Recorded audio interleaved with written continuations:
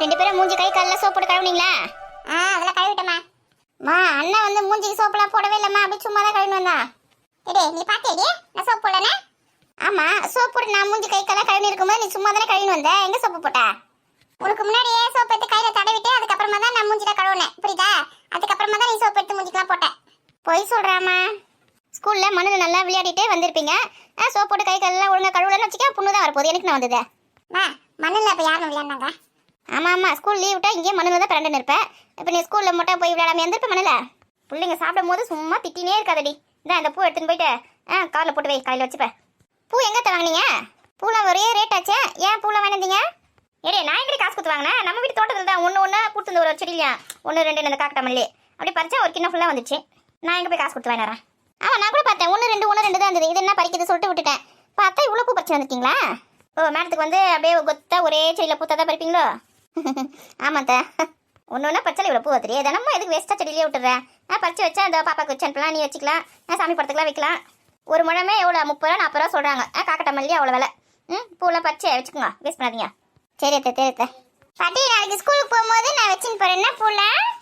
வச்சுட்டு போடி ராசாத்தி. அப்படியே கூட 2 ரோஜா பூ சேர்த்து வச்சு விட்றி குழந்தைக்கு.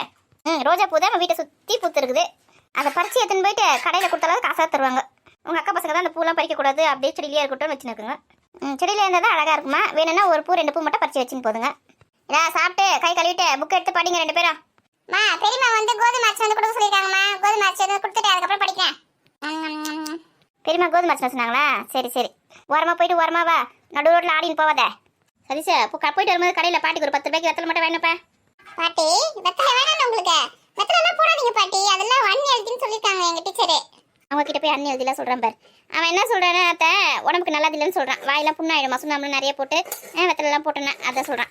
நான் எங்கேப்பா சுண்ணாம்பெல்லாம் போட்டு போடுறேன்? நான் சும்மா அந்த வெத்தலை கூட கொஞ்சம் பார்க்க மட்டும் வச்சு வாய் கொஞ்சம் இதுவாக இருக்கும்போது மென்று முழுங்கிடுவேன். சுண்ணாம்பெல்லாம் வைக்க மாட்டேன், வாயில புண்ணாவாது. வெத்தலை மட்டும் வேணாதுன்னா 10 ரூபாய்க்கு. சரி பாட்டி வாங்கினறேன். பாட்டி பிரியாணி சாப்பிட்டீங்க நீங்க? கொஞ்சம் சாப்பிட்றீங்களா? வேணாப்பா, மதியானமே நல்லா நிறைய சாப்பிட்டேன். நீ சாப்பிடு. சூப்பரா இருக்கு பாட்டி. கொஞ்சம் அந்த சிக்கன் பீஸ் மட்டும் சாப்பிடுங்க. வேணா ரசம் நீ சாப்பிடுப்பா. சிக்கனை நல்லா மென்று சாப்பிடுங்க. சொல்ல மறந்துட்டேம்மா, எங்க ஸ்கூல்ல வந்து மகாபலிபுரம் டூர் கூட்டின்னு போறாங்களா. ஆளுக்கு வந்து 200 ரூபாய் கேட்டிருக்காங்க. ஆமாம்மா, எங்க கூட கூட்டின்னு போறாங்கம்மா. மடியோ இங்க இருக்க மகாபலிபுரத்துக்கு போயிட்டு வரதுக்கு 200 ரூபாய் கேட்குறாங்க.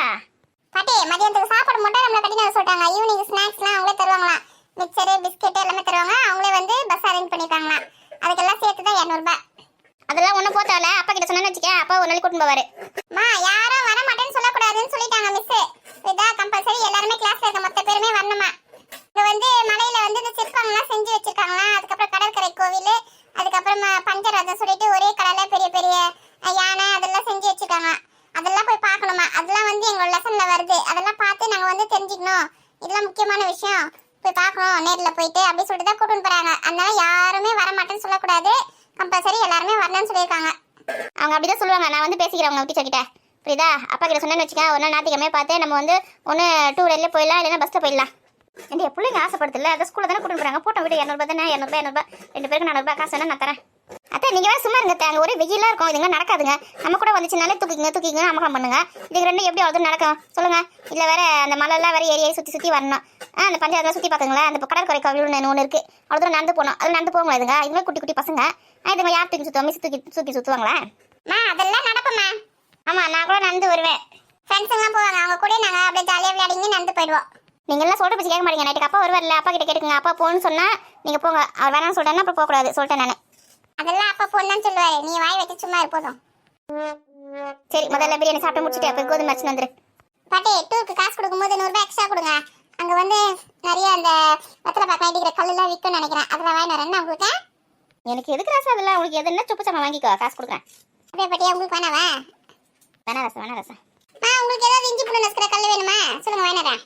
எனக்கு அதெல்லாம் எதுவும் ஒன்றும் வேணாம். ஆமா, நீங்க சமைக்கிறதே பெரிய விஷயம், இதுல வேற உங்களுக்கு இஞ்சி பூண்டு நசுக்கிற கல் வேறியா? போயிருக்குது உனக்கு. ஏதோ பெரியம்மா புண்ணியதுனால தினமும் கொஞ்சம் வட்டமா சாப்பாடு கிடைக்குது. இதுவே நீங்க சமைச்சு போட்டீங்கன்னா எப்படி இருக்கும் பாருங்கம்மா. ரசம் சாம்பார் காரக்குழம்பு தவிர வேற எதுவுமே செய்ய மாட்டீங்க. பெரியமாவும் இருக்கிறதுனால மீன் குழம்பு பிரியாணி அது இதுன்னு செய்யறாங்க. போ அங்கேயே போய் உட்காந்து சாப்பிடுங்க. எதுக்கு வர? அங்க இருக்கிறத விழுந்தா இங்க இருந்தாலும் பெரியமா தானே தந்து கொடுக்குறாங்க. டேய் நீ வேற கம்முனு அவளை என்ன கடுப்பு ஏத்துற? சாப்பிட்டு ஏந்துடா. அதுக்கு தானே புதுசா வீடு வாங்கினா கூட அந்த வீட்டுக்கு போகாம பக்கத்துலயே பெரியமா வீட்டு பக்கத்துல உட்காந்துக்கீங்க. ஆமா இவன் பார்த்தா நீ தானே அந்த வீட்டில் இருக்கலன்னு சொன்னா பெரியமா வேணும்னு சொல்லிட்டு அழுது அடம் முடிச்சு 2 பேரும் இங்கே தான் இருப்பேன்னு அடம் முடிச்சிங்க. இப்போ நான் தான் இங்கே இருக்க சொன்னேன்னு சொல்றீங்களா? என்னுடைய பசங்க தான் பேசுனா ஏடிக்கு நீ பேசினிப்பா போய் காப்பி போட்டு நான் சுட. நம்ம ஒன்று பேசிடக்கூடாது அப்படி. பிள்ளைங்கள வந்து செல்லம் கொடுத்தே கெடுக்கிறது இவங்க தான் அத்தை. செல்லம் கொடுத்து கெடுக்குறாங்க.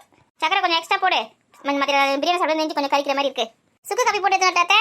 வேணாண்டி சாதா காப்பியை போடு. கருப்பட்டி போடு. கருப்பட்டி வேறு கொஞ்சம் தான் இருந்தது. கூட கொஞ்சம் சக்கரை போட்டுக்கலாம். பாட்டி டூருக்கு போகும்போது 200 கொடுங்க பாட்டி. அங்கே என்னமோ பொருள்லாம் விற்குன்னு சொல்லியிருக்காங்க. அந்த கீ செயின்லாம் வாங்கணும். என் ஃப்ரெண்டுக்குலாம் வேற கிஃப்ட் பண்ணணும். நான் அந்த அரசு எதப்போ எல்லாம் எழுதி விற்குமாங்க. நான் அதை வாங்க போகிறேன் தெரியும். பாட்டி எனக்கு வந்து 200 கொடுங்கண்ணே. கொடுக்குறேன். சாப்பிட்டு ஏந்து போ. போயிட்டு கோது மறைச்சு புக்கத்தை படிக்கிற வழியை பாரு. டூருக்கு போகும்போது போவேன். ஐயோ ஜாலி. பாட்டி 200 தரேன்னு சொல்லிட்டாங்க. பாட்டி எனக்கு கூட 100 கொடுங்க பாட்டி. நீ என்னடி வாங்க போற? பாட்டி அங்கே வந்து கிளிப்பு கம்மல் பொட்டு அதெல்லாம் நிறைய கலராக டிசைனாக விற்குன்னு சொன்னாங்க எங்கள் மிஸ்ஸு. நான் அதெல்லாம் வாங்க போகிறேன். எடி அதெல்லாம் அப்பா கிட்ட சொன்னாலே வேணாந்து கொடுக்க போறாரு. நீ அங்கே போய் தான் வாங்க போறியா? அப்போ நான் வேற என்ன வாங்குறது? இதே அந்த காசு என்கிட்ட கூறி நான் வாங்கி தரேன் உனக்கு. ஐயோ உங்ககிட்டலாம் தர மாட்டப்பா. அப்புறம் உனக்கு தேவையான நீ வாங்கிப்பா. பசங்க கிஃப்ட் பண்ண போறேன் அது பண்ண போறேன் எதுனா வாங்கி போறேன். எனக்கு எதுவுமே தர மாட்டேன். உங்ககிட்டலாம் தரவே மாட்டேன். 100 ரூபாய் மட்டும் கேட்க தெரியுது. என்ன வாங்குறதுன்னு தெரியல. சரி தரேன். பாட்டி எனக்கு தரேன்னு சொல்லிட்டாங்க. 5 தேதிக்கு மேலே தானே போவாங்க டூருக்குல. ஏன்னா பாட்டிக்கு வந்து அப்போ தான் முதியோர் பென்ஷன் வரும். அது வந்தால் தான் உங்களுக்கு டூருக்குலாம் காசு தர முடியும். என்னைக்கு போறாங்கன்னு கேட்டு வரேன் பாட்டி. உங்ககிட்ட காசு இல்லைனா கூட பரவாயில்ல. நீங்க வந்து அப்பா கிட்ட வந்து மொத்தமா காசு வாங்கிடுங்க. அதுக்கப்புறம் முதியோர் பென்ஷன் வந்தோன்னா தரேன் அப்படின்னு சொல்லிட்டு கேட்டீங்கன்னா அப்பா தருவாரு. வாங்கி கொடுங்க. எப்போ டூர் போனா நான் டேட்டு நீங்க பொறுமையா வாங்கி அப்பா கொடுத்துருங்க. அதுவும் சரிதான் நீ சொல்றதும். நம்மள மாதிரி பாசிட்டிவா யோசிக்க கத்துக்கணும். பூ கட்டி முடிச்சாச்சு. கவரில் போட்டு எடுத்து வைக்க சொன்னேன். நான் சொல்ற வேலையும் போது காது குத்து வாங்குறாள. எங்க பாட்டி நான் சாப்பிட்டு எடுத்து வைக்கிறேன். நீ சாப்பிட்ற சச்சி சாப்பிட்டு. இந்த சாந்தி கோவிலுக்கு போறேன்னு சொல்லிட்டு போனா எவ்வளோ நேரம் ஆச்சு? இன்னும் அளக்கணும். திருமலையில் இருக்க கோயிலுக்கு போயிட்டு வரதுக்கு எவ்வளோ நேரம்?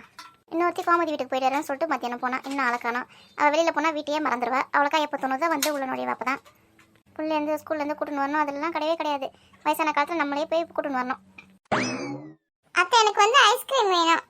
ஐஸ்கிரீம் தானே வாங்கி தரேன் வா. என்னம்மா இங்கே வெளியிலே உட்காந்து நிற்கிங்க? ஏடி திருமலையில் இருக்க கோயிலுக்கு போயிட்டு வரது கை உனக்கு இவ்வளோ நேரம்? கோயிலுக்கு போயிட்டு சாமி கும்பிட்டு அப்படியே போய் ஜில்லு போய் ஸ்கூலில் போய் கூட்டின்னு வரேன். நீயே கூட்டின்னு வந்துட்டியா? நான் கூட நீ வந்த பிறகு நான் போய் கூட்டின்னு வரலான்னு பார்த்தேன். பரவாயில்ல நீயே கூட்டின்னு வந்துட்டியா? வாங்க பாட்டி வாடி தங்க. பாட்டி எனக்கு ஸ்கூல்ல வந்து ரைம்ஸ் தான் சொல்லி கொடுத்தாங்க பாட்டி.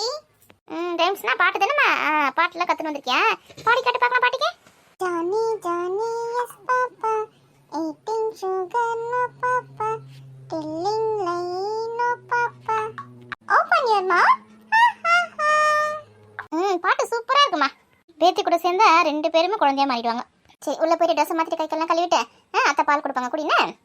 சரி பாட்டி நீங்க சாப்பிட்டீங்களா மத்தியானம்? நான் சாப்பிட்டேம்மா. நீ சாப்பிட்டியா? சாப்பிட்டேன் பாட்டி. கொஞ்சோடு மட்டும் சாப்பாடு இருக்கு மீதி. ஏம்மா மீதி வச்ச? மொத்தமாக சாப்பிட வேண்டியது தானே? பாட்டியும் உனக்கு கொஞ்சம் தான் கொடுத்தேன். அதுலேயே மீதி எடுத்து வந்திருக்க பத்தியா? அது வந்து நம்ம வீட்டில் நாய்க்குட்டி இருக்குல்ல பாட்டி, அதுக்காக எடுத்துட்டு வந்திருக்கேன் சாப்பாடு. அதுக்கு கொடுத்துடலண்ணே. சரிம்மா. அத்தை வந்து பால் காய்ச்சி கொடுங்க. வரண்டி நீ முதல்ல போய் ட்ரெஸ் மாற்றி கை கல்ல கழுவு. வாங்க போலாம். என்னம்மா யோசிச்சு நிற்கீங்க? இதே காலையில் வந்து இந்த விமலோட அப்பா அவ்வளோ கேள்வி கேட்டாரே, அவ்வளோ நகை பணம் தான் கேட்டாரே. இது எந்த ஜென்மத்தில் நம்ம சம்பாதிப்போம் யோசிச்சு நிற்கண்டி. ஐயோ அவர் தான் ஒரு லூசுன்னா நீங்கள் அவர் பேசுனத போய் யோசிச்சு நிற்கீங்க. விட்டுட்டு வேலையை பாருங்கண்ணா. ஏண்டி உனக்கு எதுவும் வருத்தம் இல்லையா? அவர் லூஸ் மாதிரி பேசினப்பாரு. அதுக்கு வேற கேட்டு வர வருத்தப்பட்டு இருப்பாங்க. உங்களுக்கு நான் காஃபி போட்டு எடுத்துட்டு மேம். சரி எத்தனை வாடி பிஸ்கெட் கூட வாங்கி வந்துருக்கேன். எடுத்துட்டு வரேன். இவன் எப்படி சொல்லிட்டு போகிறேன்?